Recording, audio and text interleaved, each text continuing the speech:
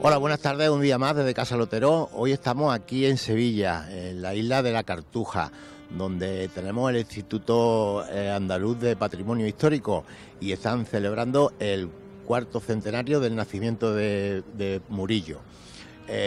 Os invito a pasar y que nos lo cuenten, ¿vale?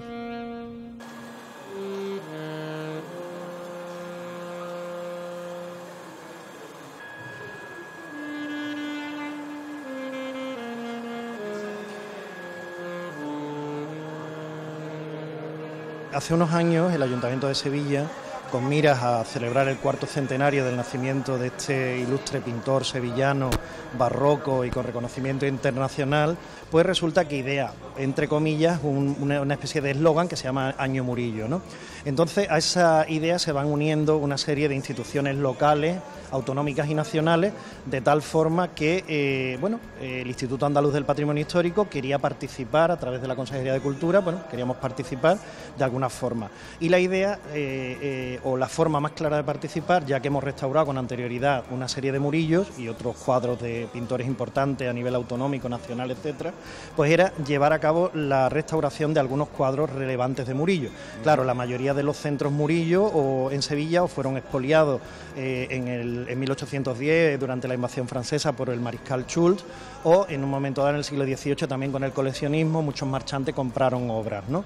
Entonces, están bien restaurados los que se conservan y pues dimos con estos dos grandes cuadros, digo grandes cuadros de gran formato porque miden 3 metros de alto por 5,77 de largo, eso sin contar los dos grandes marcos que los rodean, que tienen unos 50 centímetros y que están hechos en madera de pino, en madera tallada y policromada y que pesan unos 600 kilos aproximadamente cada uno.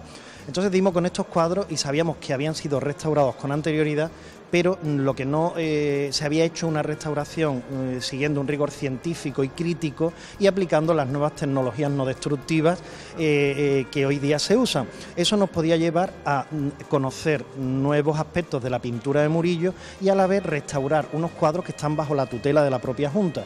Hay que recordar que están declarados bien de interés cultural en 1992 y que en 2007 estos cuadros fueron incluidos dentro del Catálogo General del Patrimonio Histórico de Andalucía. Fuimos aunando esfuerzos y el 10 de marzo de este año se firma un convenio de colaboración entre la Fundación Bancaria La Caixa, la Hermandad de la Santa Caridad y el Instituto Andaluz del Patrimonio Histórico. En este proyecto de colaboración, se estipula el ámbito de la actuación, lo que se quiere hacer, en un momento dado lo que el instituto lo que se le va a encargar al instituto y lo que cada una de las instituciones va a aportar, ¿no? La Fundación Bancaria La Caixa aporta una cantidad específica, 128.034 euros.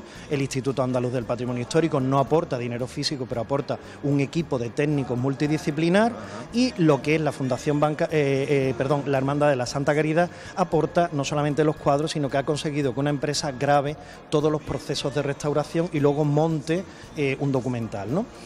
También se estipula dentro de este convenio de colaboración que el Instituto Andaluz de Patrimonio Histórico debe de redactar y ejecutar un proyecto de intervención para las 4 piezas. Estamos hablando de los 2 grandes cuadros y de los 2 grandes marcos. Y de los 2 marcos porque van aparte. Efectivamente, son los que embellecen y sustentan a los cuadros. Y luego también ese proyecto de intervención debe de ir acompañado de un plan de comunicación y difusión, que precisamente es el que favorece que cualquier persona solicite, bien a través vía internet, teléfono, etcétera, visitas guiadas a la institución. Entonces son visitas concertadas, visitas que guiamos y que empezamos el 11 de julio y que finalizamos el 15 de diciembre. Son grupos de 25 personas y hemos tenido ahora mismo 180 aproximadamente visitas, contadas 25 personas aproximadamente en cada visita, son unos 2.500, 2.700 personas lo que hemos tenido hasta el 30 del mes pasado. Actualmente no tengo la fecha de hoy, no lo puedo decir, pero pueden rondar las 3.000 personas, ¿no? Perfectamente.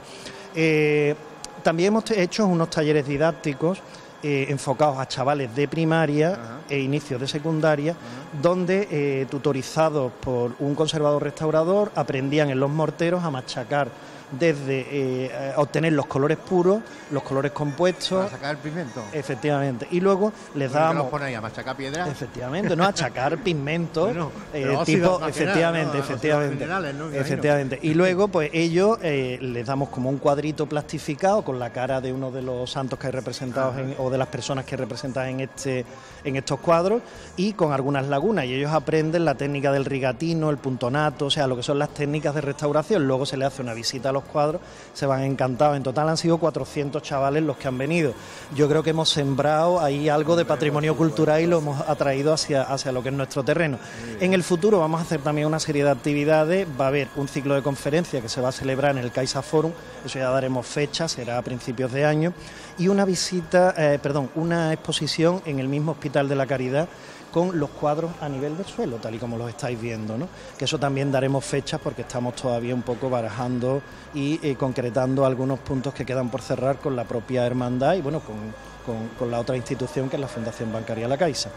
Respecto a los cuadros, pues no sé, yo si queréis os comento un poco, sí. Siempre impresionan más, no todo el mundo entra y todo el mundo se queda sorprendido. Hay que tener en cuenta que son unos cuadros que se le encargan a Bartolomé Esteban Murillo dentro de un programa iconográfico que idea a partir de 1663 Miguel de Mañara y Vicentino de Leca, que es nombrado hermano mayor de la Hermandad de la Santa Caridad, y que pues estos dos cuadros forman parte de un conjunto de 6 cuadros que se le encarga a Murillo, que son las acciones de misericordia corporales. Aquí tenemos dar de comer al hambriento, que se representa con la multiplicación de los panes y los peces, y dar de beber al sediento, que se representa con Moisés haciendo brotar el agua de la roca de Oreb. Hay otros 4 cuadros de menor formato que representan, por ejemplo, uno de ellos era el hijo pródigo, lo que te representa es vestir al desnudo. La liberación de San Pedro por el ángel te representa visitar a los presos. Abraham y los 3 ángeles es dar posada al peregrino, y por último la curación del paralítico en las piscinas de Jerusalén es visitar a los enfermos. Ese programa iconográfico de estos 6 actos de misericordia culminaban con el 7º, que es enterrar a los muertos. Por eso le encarga a Pedro Roldán ese maravilloso grupo escultórico que está en el centro del retablo y que representa el entierro de Cristo. Ya teníamos las 7 acciones de misericordia representadas totalmente. Ya tenía unos añitos ahí Murillo, porque estamos hablando de 1660 y... 1670 es cuando está constatado, ¿no?, que se entregan los marcos y los lienzos. Ya tenía unos añitos ahí Murillo. Sí, Murillo muere en 1682 aproximadamente. Él nació el 31 de diciembre, precisamente por eso las actividades se desarrollan entre 2017 y 2018, y murió a consecuencia de una caída cuando estaba pintando en Cádiz el retablo mayor de los capuchinos. Se lo trasladaron a Sevilla, estaba bastante mal y a los 2 o 3 meses falleció. El Instituto Andaluz del Patrimonio Histórico, afortunadamente, tocamos muchos palos y todos relacionados directamente con lo que es el patrimonio cultural, ¿no?, el patrimonio cultural de Andalucía. Yo cuando vienen las visitas intento hacerles ver que no nos dedicamos única y exclusivamente a restaurar pintura sobre lienzo o pintura sobre tabla o escultura en madera policromada, sino que también tenemos otros talleres donde se restauran otro tipo de soportes como tejidos, papel, material arqueológico, que por cierto creo que esta semana viene ya el mosaico romano que apareció en Écija, de 40 metros cuadrados aproximadamente, que son los amores de Zeus, ¿no?, que se va a intervenir aquí también, ¿no? Y luego pues también intervinimos lo que es escultura en bronce. El Giraldillo estuvo aquí durante 5 años. Y bueno, pues también tenemos un centro de documentación y estudio donde se cataloga, se estudia y se difunde el patrimonio cultural, una biblioteca especializada, tenemos en Cádiz un centro de arqueología subacuática, o sea que somos una institución creada por y para proteger y preservar lo que es y difundir el patrimonio cultural de Andalucía, ¿no? Bueno, que no es poco y muy importante además, porque bueno, estamos hablando ahora de 400 años, pero aquí tenemos para restaurar, pues fíjate lo que me estabas diciendo de Écija, por ejemplo, los mosaicos romanos, que tienen 2000 años también. Sí, la Amazona herida también estuvo aquí. También se restauró aquí en el instituto. ¿No? Fue una maravilla y sorprendente cuando se abrió. y en el plástico que venía envuelta para que no perdiera la humedad, y fue impactante. Y que venía sucia todavía de la venía todavía con suciedad, y bueno, ya aquí los encargados del ámbito de restauración de material arqueológico pues ya se encargaron de ella y la dejaron magnífica, tal y como se puede contemplar hoy día en el magnífico museo que tenemos en la ciudad de Écija. Y lo que queda todavía por descubrir en Écija, que no es poco, ¿no? Sí, por supuesto, allí hacemos un agujerito y sale de todo. Muy y bien. Todavía lo que queda por ver y descubrir. Mi vida sin tu amor, viviendo mi vida sin ti es un gran dolor. Yo soy la responsable de la restauración, de la multiplicación de los panes y los peces, que es el cuadro que tenemos aquí detrás. Pues cuéntanos, ¿estaba muy mal, estaba muy deteriorado, estaba muy...? Pues el cuadro estaba en bastante buenas condiciones. Sí es verdad que el lienzo tenía una serie de deformaciones en las esquinas, las cuales se han llevado a su sitio, pero sobre todo lo que más llamaba la atención era la oxidación del barniz que había en superficie, que te impedía ver el cromatismo original de la obra, el color que tiene la obra. Qué pena lo de darle un barniz después, ¿no? Pues también tenéis que darle ese barniz ustedes. Sí, ahora ya después, se lo ¿no? hemos dado. Le damos distintas capas de barniz. Hemos dado, una vez que nosotros hemos retirado ese barniz oxidado y las reintegraciones que se han producido en intervenciones anteriores y que están alteradas también el color, pues entonces esas se eliminan. Y una vez eliminada procedemos a proteger de nuevo la obra y damos hasta tres barnizados. 2 de ellos se realizan a brocha y el último se realiza con un pulverizado. Lourdes, vemos aquí una raya así horizontal, eso tiene un significado, ¿verdad? Sí, tiene un significado. ¿Qué es? En aquella época no existían telares industriales de gran formato, claro. Entonces eran unos telares pequeños, eran telares manuales, y entonces la medida de unión es la costura que une las diferentes piezas de la tela. Están dispuestas horizontalmente y son 3 piezas de tela. Claro. Pues yo es que digo, vaya, pasa algo, ¿no? Sí, son las costuras tanto de las piezas de tela originales como después de las telas de refuerzo, porque hay, ¿ves? Mira, aquí vemos una que es la original, pero sin embargo aquí aparece otra que es la de la tela del rentelado, porque también en aquella época tuvieron que unir 2 telas. Muy bien, Lourdes, dice que no estaba muy mal el cuadro, pero llevas un tiempecito ya haciendo esto, ¿verdad? Sí, llevamos desde marzo en diciembre se trasladaron, se hizo un proyecto en el cual se estudiaron todas las alteraciones y todos los daños que tenía y se hizo una propuesta de tratamiento. Ese proyecto fue aprobado y a partir de marzo fue ya cuando empezamos ya a trabajar en la obra. Sí. Los 2 tenían las mismas alteraciones. Sí, es verdad que este cuadro se encontraba en peores condiciones porque la película pictórica tenía más problemas de desprendimiento que aquel cuadro. Pero bueno, los 2 se han ido llevando las fases, estaban en el proyecto, estaban planeadas para que los 2 se llevasen a la paz conjuntamente. Como sufro cuando no estás aquí. La labor del historiador del arte en un centro como este de investigación, pues estudiar la obra al mismo tiempo que se está restaurando. Entonces, bueno, pues hacemos una revisión histórica de toda la documentación que existe a nivel bibliográfico y documental, de texto, también toda la documentación gráfica que existe. Y después también, pues, otra vía de conocimiento que utilizamos, pues, la comparación estilística con otros cuadros, en este caso de Murillo. De la época, bueno, de la época, del momento, y después también lo que aporta como nuevo un centro de intervención como este, pues los métodos físicos y químicos aplicados a la obra de arte. Entonces también nos vale pues la radiografía, la reflectografía, el ultravioleta y bueno, la analítica, que también es muy importante, saber los materiales que utiliza, el lienzo, qué tipo de tela es, para de alguna manera tenemos una base de datos por autor y por escuela y así pues sabemos pues, autentificar más las obras y verdaderamente saber con los materiales que trabajaba el artista. Y hoy en día con los medios que hay, pues al milímetro nos dice pues todo, ¿no? Pues ¿verdad? sí, la verdad que a nivel de materiales y eso, pues nos dice una información que es privilegiada, porque nos dice desde los pigmentos, los mordientes, el tipo de tela, total, el tipo de madera, el estudio dendrocronológico. Entonces, bueno, pues una información extraordinaria a la hora de saber sobre un autor. También queríamos ver los marcos, porque también estáis restaurando los marcos de madera. Los marcos son también bastante importantes, son unos marcos realizados también en la misma época por encargo de don Miguel Mañara para la Caridad, y son de Bernardo Simón de Pineda. Bernardo Simón de Pineda es el mejor retablista de la segunda mitad del siglo XVII y es el que hace también el retablo mayor de la Caridad junto con Pedro Roldán en la escultura y la pintura de Juan de Bardés Leal. Que no deja de ser menos obra de arte el marco que el cuadro. Bueno, hombre, el cuadro mejor, pero vamos, que la pintura de Murillo, y más ya en esta época, claro, es cuando ya Murillo está súper consagrado.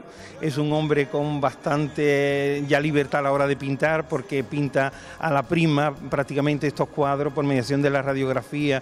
Y bueno, y por el infrarrojo también hemos visto que verdaderamente el pintor pues ya domina la técnica de una manera excelente. También una de las cosas que tiene Murillo es que utiliza unos materiales magníficos, como los azules utiliza lapislázuli, por ejemplo, que es un material carísimo en esa época y tal. Pero bueno, como él tenía, diríamos, amigos, o los encargos, los clientes que tenía, eran gente bastante potente, pues entonces podía permitirse el lujo de utilizar unos materiales tan ricos como el lapislázuli para pintar los azules de los mantos de las Inmaculadas o el manto de, en este caso, del cuadro que tenemos aquí de la multiplicación de los paneles PC, el mantolín que tiene Cristo, pues está hecho en lapislázuli.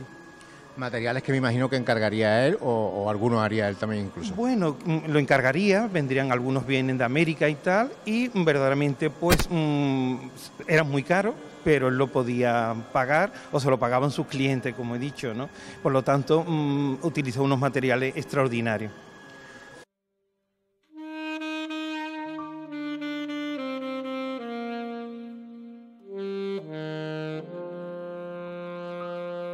Nosotros nos encargamos de darle apoyo a todas las intervenciones, analizando los materiales y apoyándolas en el análisis de los productos que emplean en las intervenciones. Bueno, ¿y qué encontráis cuando empezáis a examinar? Bueno, pues encontramos los materiales que el pintor, el artista empleó en su momento, y también encontramos todas las intervenciones que a lo largo de la historia se han ido realizando en las obras. ¿Muchos han pasado por muchas manos estos cuadros? Están muy bien cuidados y no han pasado, ¿no?, por muchas manos. Además, Murillo sabía lo que hacía, era un buen conocedor de los materiales y empleaba materiales de calidad y que duraban en el tiempo. Bueno, pues mira, en el tiempo que ya llevamos 400 años y fíjate, ¿no? 400 años y sigue casi como al principio. También estamos empleando las últimas tecnologías que hay para analizar los materiales sin necesidad de tomar muestras.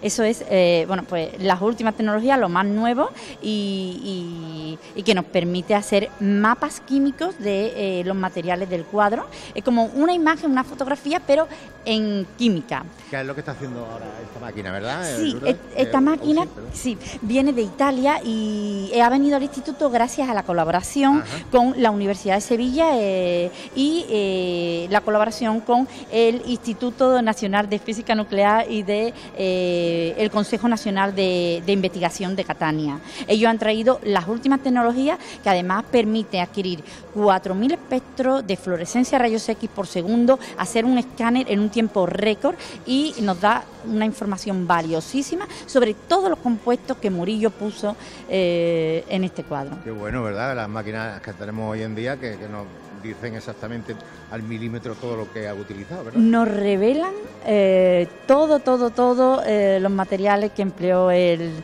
Murillo. Es como si tuviéramos a Murillo aquí diciéndonos al oído de dónde lo cogió y qué cogió. Tú como química pues disfrutarás, ¿no? Disfruto, esto es un trabajo que, bueno, es un disfrute todos los días. Junto a mí, nunca te dejaré. Bueno, pues los marcos llegaron con varios problemas de conservación.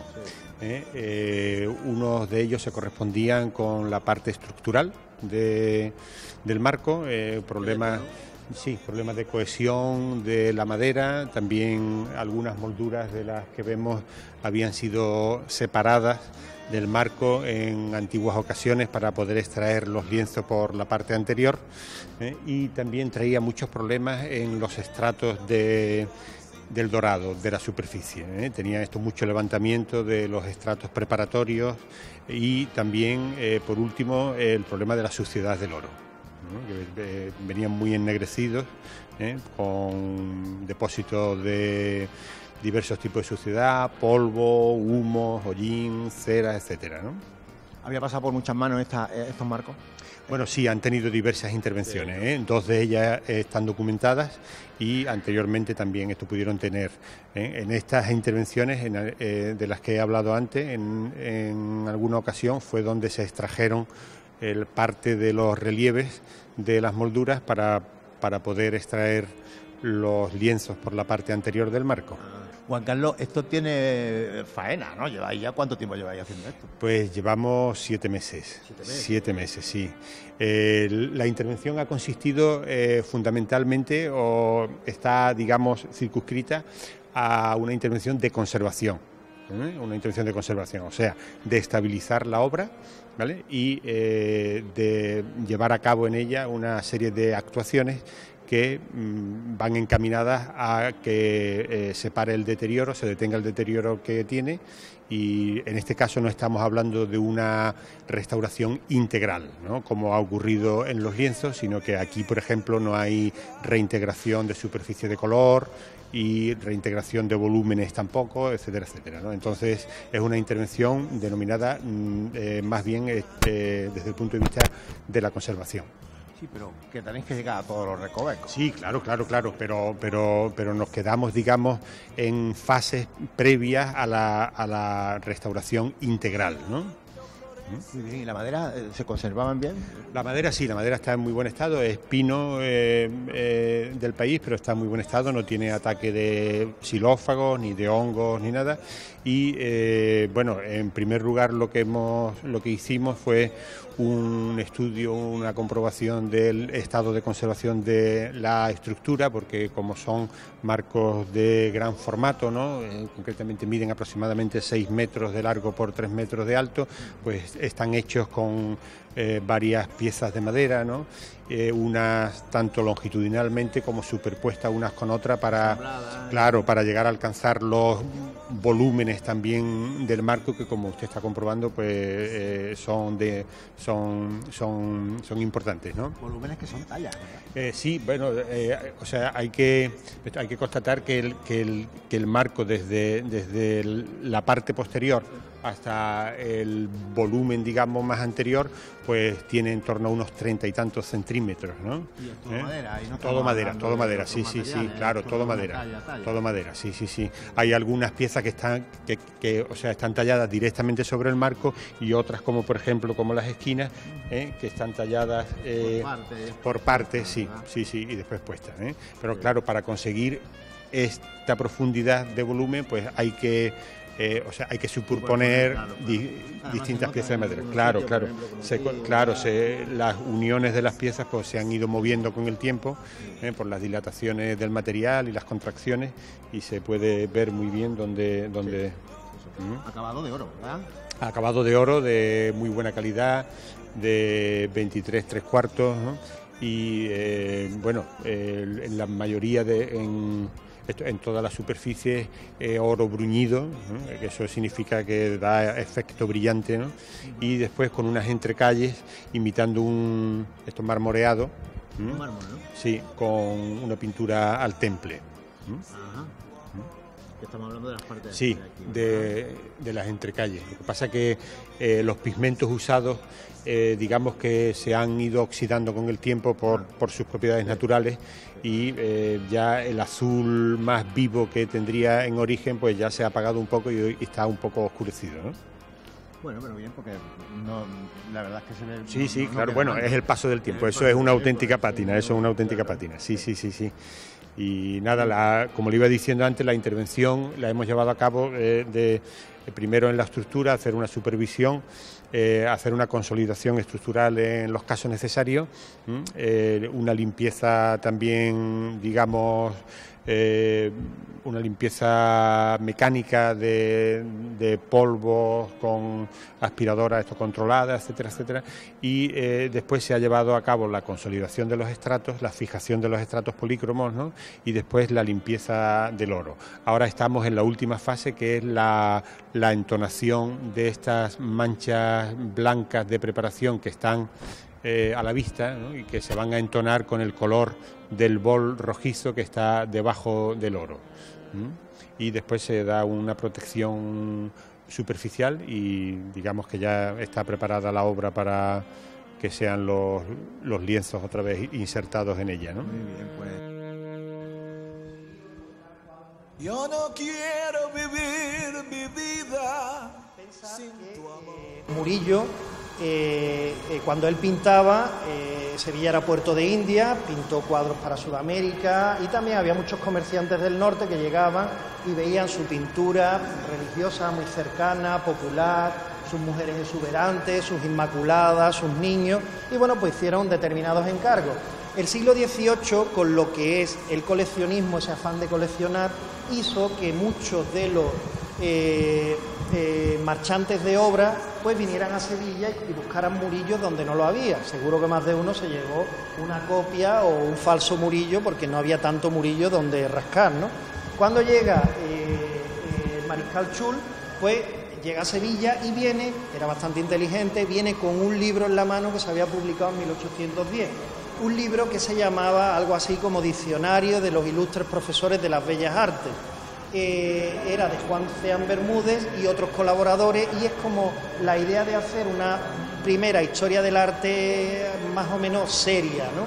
de lo que es el territorio nacional. Entonces llega, eran varios volúmenes, llega con uno concretamente centrado en Sevilla, y bueno, pues sabía perfectamente dónde se encontraban los cuadros de Zurbarán, de Herrera el Viejo, de Murillo, etcétera, etcétera.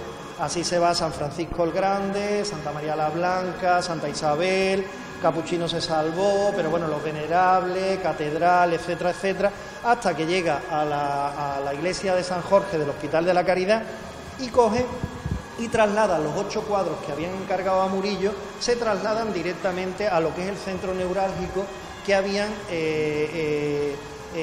institucionalizado o habían puesto los franceses, que no era otro que los Reales Alcázares. Ahí sabemos que en las salas se fueron dividiendo por números, fueron enumeradas, y en la sala número 1 se colocan los 8 cuadros de Murillo procedentes de la Caridad. Sabemos que llegan a Madrid, en un primer momento se pensó que estos dos, debido a su formato, no habían salido de Sevilla, pero hay documentación que constata que efectivamente llegan a Madrid.